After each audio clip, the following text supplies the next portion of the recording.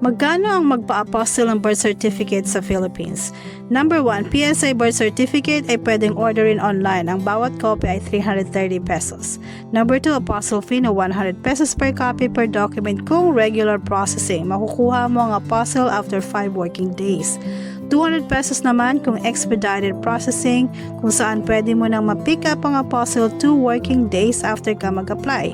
Saan ka pwede mag-request ng apostille? Pwede ka mag-process ito kahit sa ang opisina na Department of Foreign Affairs or DFA. Check mo online kung meron sa area mo na DFA na may authentication section. Ang ibang DFA offices ay hindi nag-apostille ng documents. Paano mag-request? Number 1, dalhin lang ang mga sumusunod na documents sa DFA. PSA birth certificate, original valid ID, photocopy of valid ID.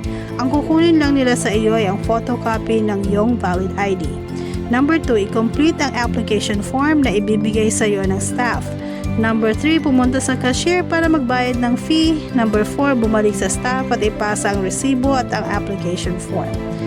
Pwede ka nang umuwi. Sa Legazpi Albay kung saan ako nagpa-apostille ay walang masyadong tao sa authentication section kaya less than 30 minutes ay tapos na ako.